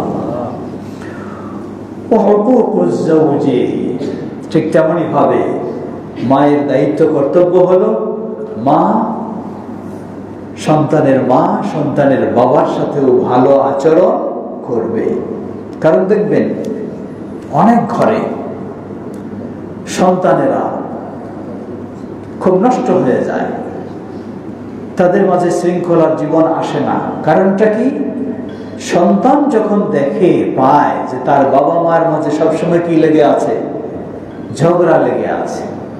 বাবা মা সবসময় একে অপরকে মেনে নিতে পারছে না, একজন আরেকজনের প্রতি শ্রদ্ধাপূর্ণ সম্মানপূর্ণ আচরণ নেই। সন্তানেরা এটা থেকে কি হয়? এটা থেকে এমন শিক্ষা গ্রহণ করে, নিজেও তখন সেই বাবা মার প্রতি অনীহা ভাব সৃষ্টি হয়ে যায়, সেই বাবা মার প্রতি তাদেরও ভালোবাসা হারিয়ে যায়। সেজন্য মাকে সন্তানের বাবার সাথেও ভালো আচরণ করতে হবে, যেটি দুনিয়াও তার জন্য কল্যাণকর, আখিরাতেও তার জন্য কল্যাণকর। আল্লাহ রাসূল সাল্লাল্লাহু আলাইহি ওয়াসাল্লাম বলেন, আইয়ু ইমরাআতিন সাল্লাত খামসাহা, কোন মুসলিম নারী যদি দিনরাত 24 ঘন্টায় কয় ওয়াক্ত 5 ওয়াক্ত সালাত আদায় করে, রমাদানের সিয়াম পালন করে, পর্দার সাথে হেজাবের সাথে নিজের জীবন যাপন করে, ওয়া আতাআত বালাহা, স্বামীর সাথে ভালো আচরণ করে, কিলা লাহা দুখুলিল জান্নাতা বিআইয়ি বাবিন শি'তি, ওই মুসলিম নারীকে বলা হবে দুনিয়ার জীবনে তুমি এই আচরণগুলি করেছো, তাই তোমার জন্য আজকে জান্নাতের সব দরজাগুলি খুলে দেওয়া হয়েছে, যেই দরজা দিয়ে ইচ্ছা হয় তুমি সেটি দিয়ে জান্নাতে প্রবেশ করো। সুবহানাল্লাহ। এটি মায়ের কাজ। ইসলাম অত বড় দেয়নি। সমাজ চালাতে হবে, দেশ চালাতে হবে, মাকে ইসলাম এত কঠিন বিপদে ফেলে দেয়নি। মাকে শুধু সহজ দায়িত্ব দিয়েছে। মায়ের মূল দায়িত্ব হলো সন্তানকে সেভাবে গড়ে তোলা। কিন্তু আজকে আফসোসের সাথে বলতে হয়, আমাদের অনেক মা রয়েছেন নিজের সন্তানের প্রতি মায়া নেই, দয়া নেই, নিজের সন্তানকে ফেলে রেখেছে কাজের মেয়ের কাছে, আর নিজে মানুষের সন্তানকে মানুষ করার জন্য কি হয়ে গেছে? ব্যস্ত হয়ে গেছে। এক ডাক্তার, মহিলা ডাক্তার, বেচারি আফসোস করেই বলতেছেন, বললেন যে সাহেব কি করবেন, আমি শিশু হাসপাতালে চাকরি করি, বহু মায়ের শিশুকে আমি সারাদিন কি করি? সেবা দেই, সারাদিন চিকিৎসা করি, কিন্তু আমার শিশুকে ফেলে এসেছি কাজের মেয়ের কাছে, তো মায়ের অবস্থা যদি এইরকম হয়, নিজের সন্তানদেরকেও সেবা দেওয়ার মতো তার সুযোগ নেই, কারণ তাকে অফিস করতে হয়, অফিস নিয়ে ব্যস্ত। অফিসের দায়িত্ব তো আল্লাহ সুবহানাহু ওয়া তাআলা দিয়ে দিয়েছেন কার কাছে? স্বামীর কাছে, বাবার কাছে। বাবার দায়িত্ব, বাবা ওইদিকে রোজগার করে নিয়ে আসে, সবকিছু ব্যবস্থা দেবে, এটি ইসলাম দিয়েছে। আর ইসলাম মাকে দায়িত্ব দিয়েছে আদরের সন্তানদেরকে ভালোভাবে মানুষ করা। মা যখন সন্তানদেরকে কাজের মেয়ের কাছে ফেলে রেখে চলে যায়, এই সন্তানেরা যখন বড় হয়, বুঝতে পারে মায়ের কাছে মানুষ হয়নি, বাবার কাছে মানুষ হয়নি, তাদের আদর পাইনি, সুতরাং এই মা বাবাকে আমার ঘরেও রাখার প্রয়োজন নাই। তখন এই সন্তানদের অবস্থাটা দাঁড়িয়ে যায়। সুতরাং মায়ের অন্যতম দায়িত্ব হলো সন্তানদেরকে প্রতিপালন করা। সন্তান প্রতিপালন, আল্লাহ রাসূল সাল্লাল্লাহু আলাইহি ওয়াসাল্লাম বলেন যে, আলা কুল্লুকুম রাঈন ওয়া কুল্লুকুম মাসউলুন আন রাইয়াতি, জেনে রাখো তোমাদের সবাই দায়িত্বশীল এবং সকলকে তার দায়িত্বশীলতা সম্পর্কে জিজ্ঞাসিত হতে হবে। একজন পুরুষ যেমন জিজ্ঞাসিত হবে তার গোটা ফ্যামিলি সম্পর্কে, একজন মা তেমন জিজ্ঞাসিত হবে তার বিশেষভাবে সন্তান এবং তার হাজবেন্ডের বাড়ি ঘর বা সেই সব সন্তানদের বিষয়ে জিজ্ঞাসিত হবে। এটি তার দায়িত্ব, ইসলাম দিয়েছে। ঠিক অনুরূপভাবে আমরা যদি লক্ষ্য করি, একজন মেয়ে মানুষ একদিকে যেমন আল্লাহর পর আস্থাশীল হবে, শত বিপদ হলেও আল্লাহ সুবহানাহু ওয়া তাআলা তাকে মুক্তির পথ বের করে দেবেন। লক্ষ্য করুন, কতজন গেছেন মায়ের যখন সন্তানের প্রতি সেই ধরনের আস্থা থাকবে, ভালোবাসা থাকবে, আল্লাহ রাব্বুল আলামিন পথ বের করে দিবেন। কয়েক মা, এক ইসমাইল আলাইহিস সালামের মায়ের কথা আমরা একটু বললাম। দ্বিতীয় মায়ের কথা যদি যাই, দ্বিতীয় মা হলেন ঈসা আলাইহিস সালামের মা। ঈসা আলাইহিস সালামের মা। তৃতীয় মা হলেন মুসা আলাইহিস সালামের মা। মুসা আলাইহিস সালামের মা, লক্ষ্য করুন, আল্লাহু আকবার, সন্তান জন্ম হলো। মুসা আলাইহিস সালামের মা, ফেরাউনের রাজত্ব, ফেরাউন এর রাজত্ব, তার সাম্রাজ্যে কোন ছেলে সন্তান জন্ম লাভ করলে তাকে কি করবে? জবাই। মেয়েরা শুধু বেঁচে থাকবে। কিন্তু মুসা আলাইহিস সালাম কি ছেলে, মা কত কঠিন বিপদে রয়েছেন। যদি সংবাদ পায় ফেরাউনের মানুষেরা, তাহলে মুসাকে কি করবে? হত্যা করবে। আল্লাহ বলছেন, وَأَوْحَيْنَا إِلَى أُمِّ مُوسَى أَنْ أَرْضِعِيهِ فَإِذَا خِفْتِ عَلَيْهِ فَأَلْقِيهِ فِي الْيَمِّ وَلَا تَخَافِي وَلَا تَحْزَنِي। আল্লাহ বলছেন, আমি মুসার মাকে ওহী করলাম, নির্দেশনা দিলাম, কি এত টেনশন করো না, তোমার দায়িত্ব সন্তানকে দুধ পান করা, তাকে পান করাতে থাকো, তাকে মানুষ করো, তাকে দেখাশোনা করো। ফাইদা খিফতি আলাইহি, যখন তুমি খুব ভয় পাবে, আশঙ্কা করবে, মনে হয় আর রক্ষা নেই, কোনো চিন্তা করো না, ফাআলকিহি ফিল ইয়াম্মি, সন্দুকে ভরে তাকে নীল নদীতে ভাসায় দাও, ভাসায় দাও। ওয়ালা তাখাফি ওয়ালা তাহজানি, কোনো ভয় করো না, কোনো দুশ্চিন্তা করো না যে আমি তো সন্তান ভাসায় দিলাম, সন্তান কি বেঁচে থাকবে, না সন্তানকে মাছে খাবে, না মানুষে হত্যা করবে। কোনো ভয় করো না, আল্লাহর উপর ভরসা করো। সুবহানাল্লাহ। আল্লাহ বলে দিলেন আবার, জেনে রাখো, ইন্না রাদ্দুহু ইলাইকি ওয়া জাইলুহু মিনাল মুরসালিন, আমি তোমাকে ওয়াদা দিলাম, তুমি আস্থা রাখো, সন্তানকে এটা করো, আমি তোমার কোলে আবার সেই সন্তানকে ফিরিয়ে নিয়ে আসবো। ওয়াজালুহু মিনাল মুরসালিন, শুধু তোমার কোলেই ফিরে নিয়ে আসবো না, তোমার সন্তানকে আমি রাসূল পর্যন্ত বানাবো। সুবহানাল্লাহ। মা কি করলেন? ফালতাকাতাহু আলু ফিরআউন লিয়াকুনা লাহুম আদুওয়ান ওয়া হাযানা। সুবহানাল্লাহ। একদিকে আল্লাহ রাব্বুল আলামিন মাকে সান্ত্বনা দিচ্ছেন, তোমার সন্তান কিছু হবে না। আরেকদিকে আল্লাহ সুবহানাহু ওয়া তাআলা মুসা আলাইহিস সালামের শত্রুর ঘরে তারই ধ্বংস করার মানুষকে পৌঁছায় দিচ্ছেন। সুবহানাল্লাহ, সুবহানাল্লাহ। তার ঘরেই পৌঁছায় দিচ্ছেন, যেটি হবে তার একদিন কাল, একদিন হবে তার জন্য বিষয়, লম্বা কথা। আল্লাহ সুবহানাহু মুসা আলাইহিস সালামের এভাবেই চলে গেল।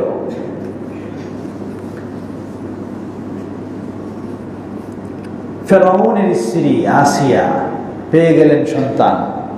ফেরাউনকে বললেন যে না, লা তাকতুলুহু, তাকে হত্যা করো না, এটি যেহেতু আমাদের কাছে চলে এসেছে, হত্যা করো না। আসা আইয়ানফাউনা আও নাত্তাখিযাহু ওয়ালাদা, এটি আমাদের কাজে লাগতে পারে, অথবা আমাদের সন্তান নাই, আমরা একে কি করব? সন্তান হিসেবে, পালক পুত্র হিসেবে গ্রহণ করব। ওহুম লা ইয়াশউরুন, কিন্তু কিছুই তারা বুঝতে পারলো না এখানে আল্লাহর খেলা কিভাবে চলতেছে। وأصبح فؤاد أم موسى فارغا, মুসা আলাইহিস সালামের মা যেন বুক খালি হয়ে গেছে, সন্তান নাই, কোথায় কি আছে কিছু তো বলতে পারছে না। মনে হচ্ছে যেন তিনি তার কথা বলে ফেলবে, কাউকে বলে ফেলবে। আল্লাহ সুবহানাহু ওয়া তাআলা তাকে আরোই করেছেন, وقالت لأخته قصيه فبصرت به عن جنب وهم لا يشعرون। মুসা আলাইহিস সালামের মা মুসা আলাইহিস সালামের বোনকে বললেন, তাকে তো দিয়েছি আল্লাহর নির্দেশে ভাষায়, তুমি যাও নদীর কিনারায় চলতে থাকো, দূর থেকে দেখো কোথায় যাচ্ছে, কে নিয়ে যাচ্ছে। সেও তাই করতে শুরু করলো। এখন সন্তান তো পেলেই হবে না, এ তো দুধ পান কারো সন্তান, মায়ের দুধ ছাড়া তো টিকতে পারবে না, দরকার এখন দুধ পান, কে করাবে? সুবহানাল্লাহ।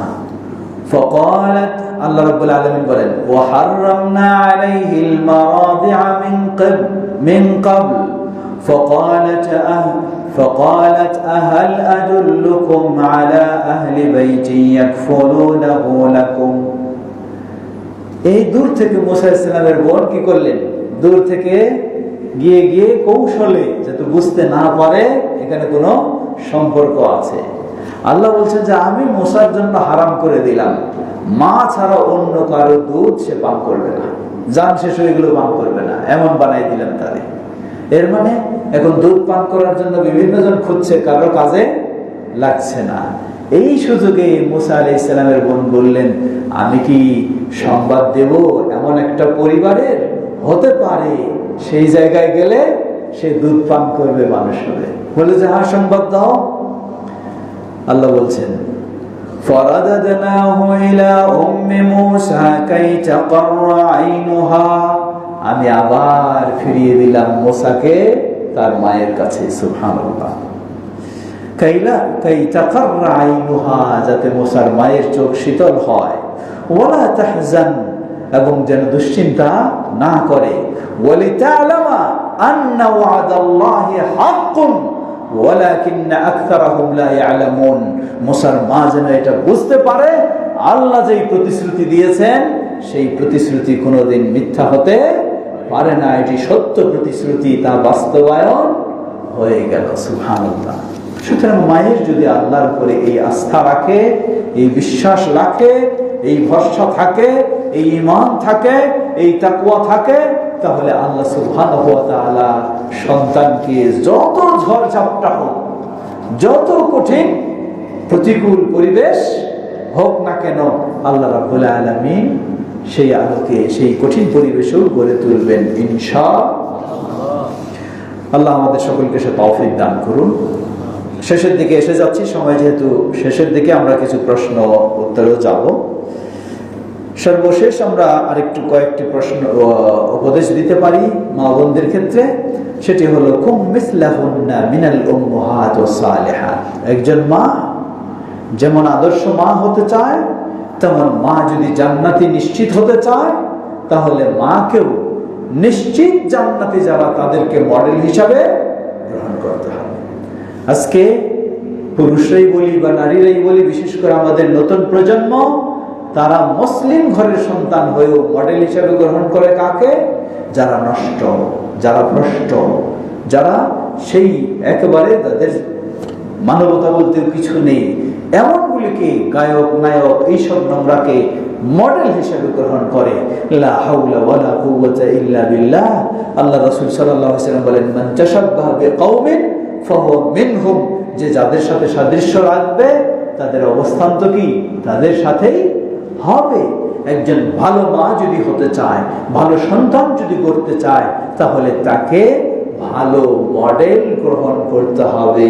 আর পৃথিবীর সেরা মডেল হলেন সেই ইসমাইল আলাইহিস সালামের মা, মুসা আলাইহিস সালামের মা, ঈসা আলাইহিস সালামের মা, নবী মুহাম্মদ সাল্লাল্লাহু আলাইহি ওয়াসাল্লামের সেই উম্মাহাতুল মুমিনিন মা আয়েশা রাদিয়াল্লাহু আনহা, খাদিজা রাদিয়াল্লাহু আনহা, তারাই হলেন সেই সেরা মডেল, জান্নাতি মডেল, যার মাঝে কোনো সন্দেহের সুযোগ নেই। একজন মুসলিম নারী যদি তাদেরকে মডেল হিসাবে গ্রহণ করে, তাহলে আশা করা যাবে আল্লাহ সুবহানাহু ওয়া তাআলা তাদেরকেও তাদের সাথে জান্নাতে স্থান দেবেন ইনশাআল্লাহ। এরপরে বলবো ইজআলি আকবারা হাম্মাকি আল আখিরাহ। একজন মুসলিম নারী তার টার্গেটটা থাকতে হবে আখিরাত, টার্গেটটা থাকতে হবে আখিরাত, টার্গেট থাকতে হবে জান্নাত। তাহলে তিনি অবশ্যই কিছু না কিছু সেই দিকে অগ্রসর হতে পারবেন। সর্বশেষ আসসাবরু আহাম্মু শাই।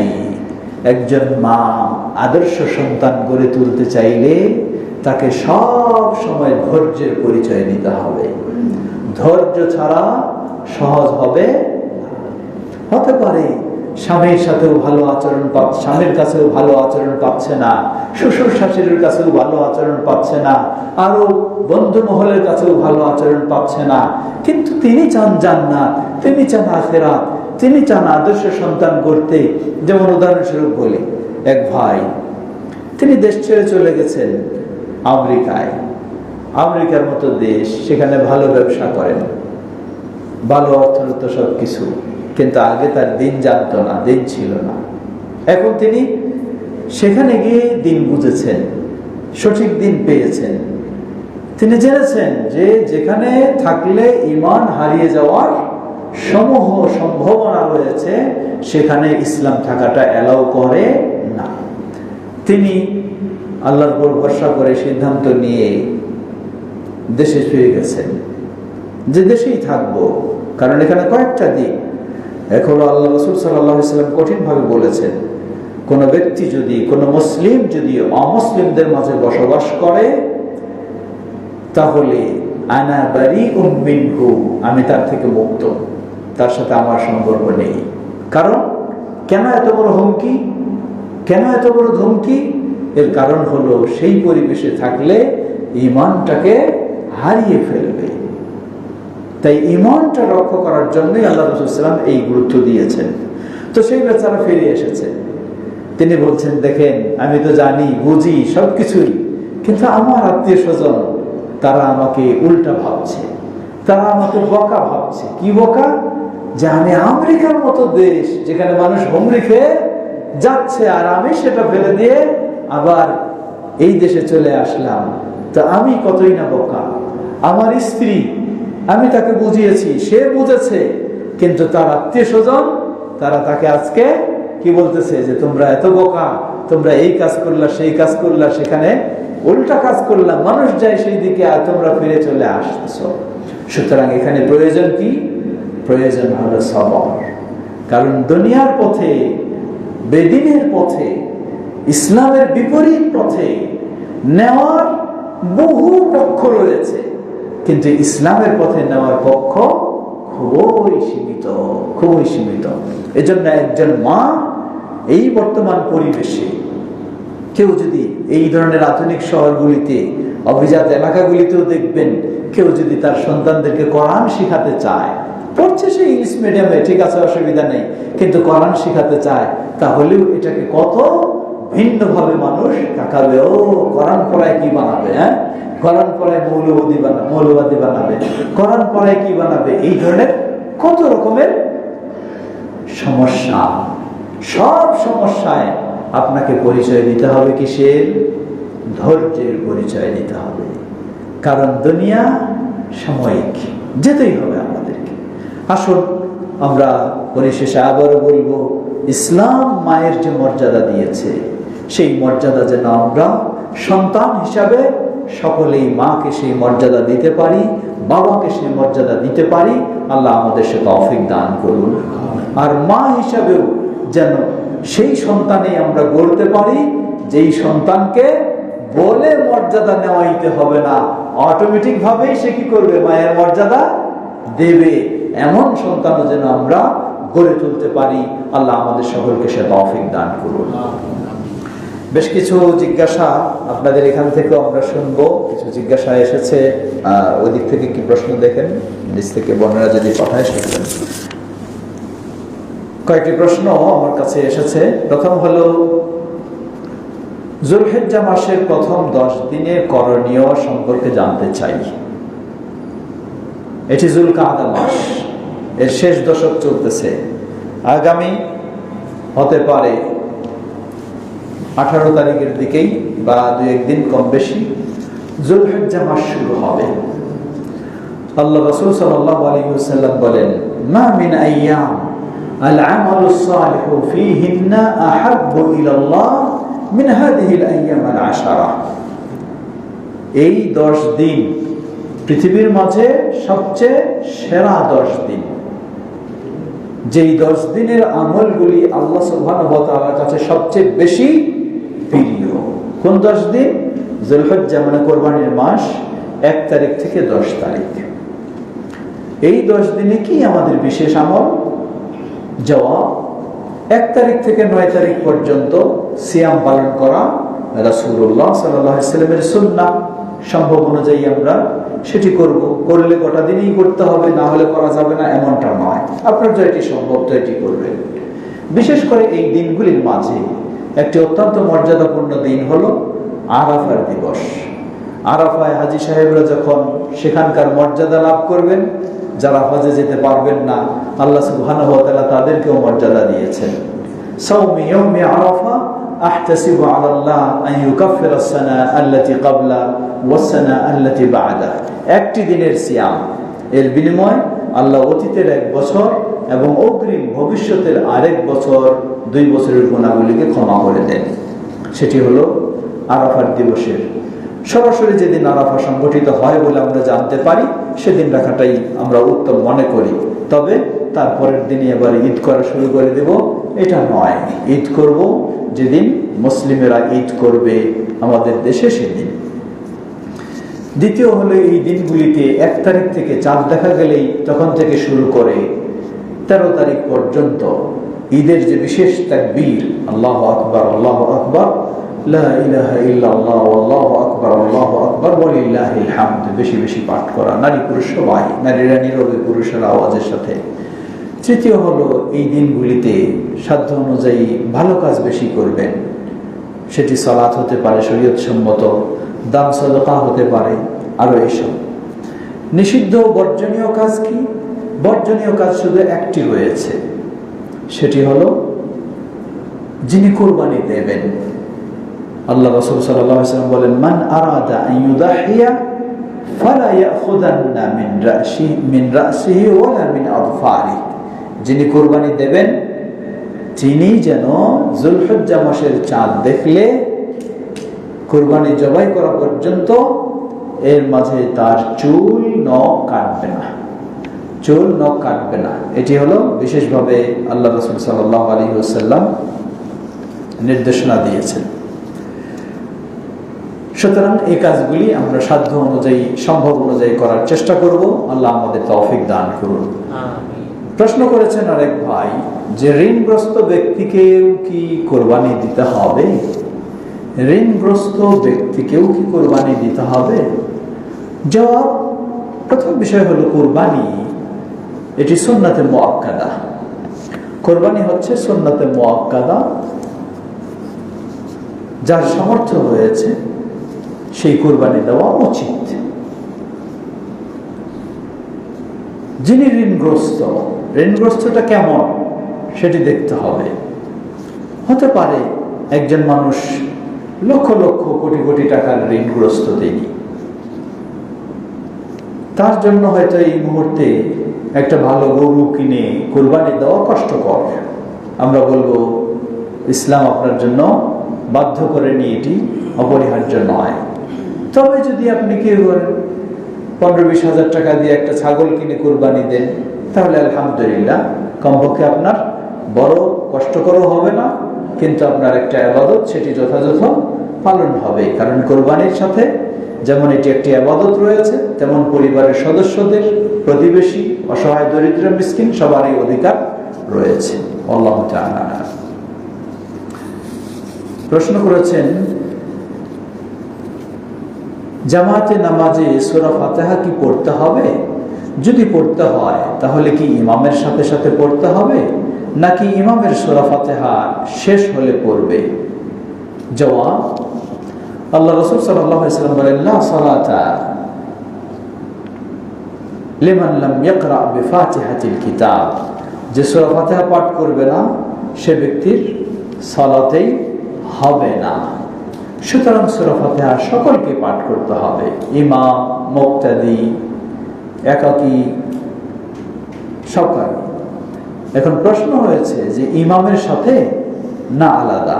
জবাব, ইমাম যে সমস্ত সালাতে আওয়াজের সাথে সূরা ফাতিহা পাঠ করে, মুক্তাদিরা তার সাথে পাঠ করবে না, তার আয়াতের ফাঁকে ফাঁকে পাঠ করবে আর ইমামেরটা শুনবে। আল্লাহু তাআলা আ'লাম। প্রশ্ন করেছেন, মেয়েদেরকেও কি কোরবানি দিতে হবে? জবাব, কোরবানি মূলত একটি পরিবার থেকে একটি কোরবানি দেওয়ার নিয়ম। এখন পরিবারে যদি দেখা যায় পুরুষ মানুষ তেমন নেই, মেয়েরা যারা আছেন তাদের যদি সামর্থ্য থাকে তাহলে তারা কোরবানি দিবেন। আর যদি এমন হয় পরিবারে পুরুষ মানুষ রয়েছে, তাহলে পুরুষ মানুষের এই দায়িত্ব হলো তিনি নিজে ও পরিবারের সকলের পক্ষ থেকে কোরবানি দিবেন, সেটি আর মেয়েদেরকে আলাদা কোনো কোরবানি দিতে হবে না। তৃতীয় বিষয়, কোনো মেয়ে মানুষ তার স্বামী বা তার বাবা তাদের পক্ষ থেকে কোরবানি দিয়েছে, এখন তিনি আগ্রহ প্রকাশ করছেন তিনি নিজে তার অর্থ দিয়ে আরেকটা দরিদ্র এলাকায় কোরবানি দিবেন, তাহলে সেটি যদি হয় তা চলবে কিনা? জবাব হ্যাঁ, দিতে পারে, কোনো অসুবিধা নেই। আল্লাহু তাআলা আ'লাম।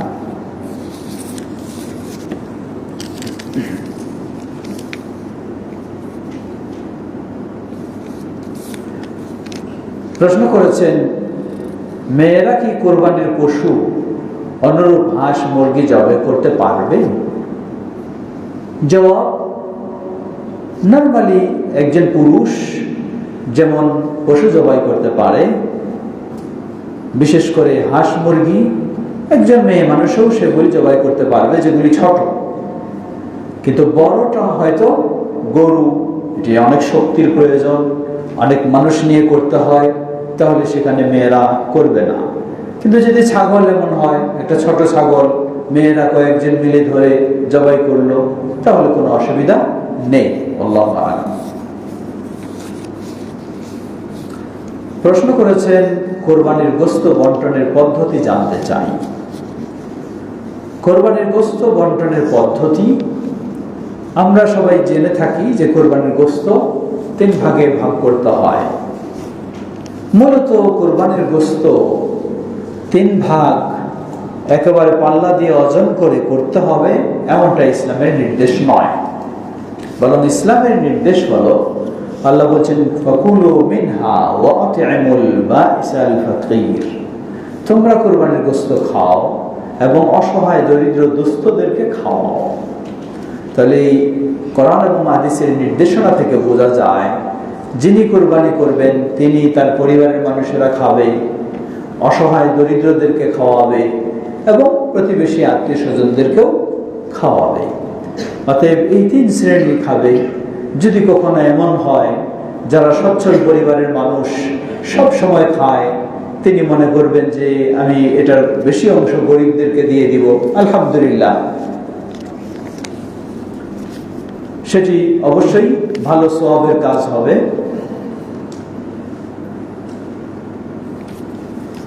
সেটি অবশ্যই ভালো সওয়াব। আবার কোনো পরিবার যদি এমন হয় সবসময় গরু গোশত খাওয়ার তাদের সামর্থ্য নেই, কোরবানির মধ্যে পরিবারের সংখ্যাও বেশি রয়েছে, তাই নিজেদেরই বেশি খেয়েছে, অন্যদেরকে একটু দেওয়া কম হয়েছে, তাতেও কোনো অসুবিধা নেই। আল্লাহু তাআলা আ'লাম। প্রশ্ন করেছেন যে 999 জন জাহান্নামে যাবে, দয়া করে এর ব্যাখ্যা করবেন। জবাব, আল্লাহ সুবহানাহু ওয়া তাআলা কিয়ামতের দিন আদম আলাইহিস সালামকে বলবেন তার সন্তানদের থেকে জান্নাতি এবং জাহান্নামী বের করার জন্য। কতজন? সেটি হলো 1000-এ 1 জন হবে জান্নাতি। তাহলে জাহান্নামে কতজন? 999 জন। এটার ব্যাখ্যা জানতে চেয়েছেন। 999 জন জাহান্নামী হবে, এর অর্থ কি? কেউ ঈমান এনেছে, তাহলেও কি সে 999 মধ্যে চলে যাবে? জবাব, না। এই জন্য নিয়ম হলো, কোন হাদিসের ব্যাখ্যা জানতে হলে অন্যান্য হাদিসের খোঁজ নিতে হবে, কোরআনেরও খোঁজ নিতে হবে, অথবা কোরআন মাজিদের কোনো আয়াতের সঠিক সিদ্ধান্ত জানতে চাইলে আবার অন্য আয়াতগুলি এবং হাদিসের দিকে ফিরে যেতে হবে। যেমন এক হাদিসে আল্লাহ রাসূল সাল্লাল্লাহু আলাইহি ওয়াসাল্লাম বলেন যে আল্লাহ রাব্বুল আলামিন এর কাছে সুপারিশ করবেন জাহান্নাম থেকে বের করার জন্য। জাহান্নামে যে সমস্ত ব্যক্তিরা, মুমিনদের মধ্যে যাদের যারা পরিমাণ ঈমান রয়েছে, কিন্তু অনেক অপরাধের কারণে তাকে যেতে হয়েছে জাহান্নামে, রাসূলুল্লাহ সাল্লাল্লাহু আলাইহি ওয়াসাল্লামের সুপারিশে সেই যাররা পরিমাণ ঈমান থাকার কারণেও তাকে আল্লাহ রাব্বুল আলামিন জাহান্নাম থেকে মুক্ত করে জান্নাতে স্থান দান করবেন।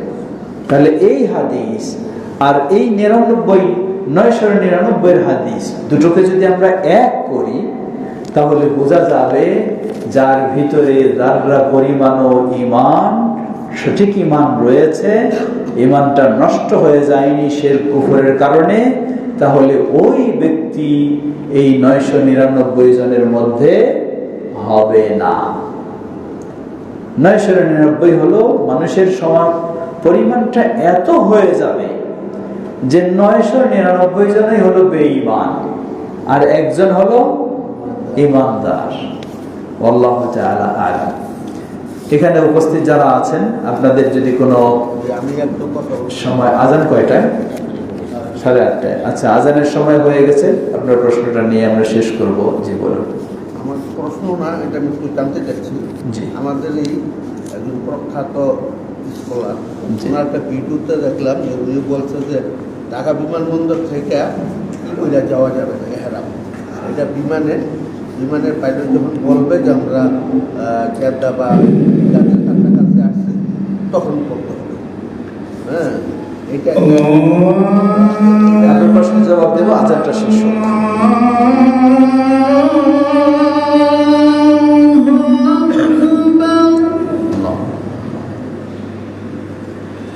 Allah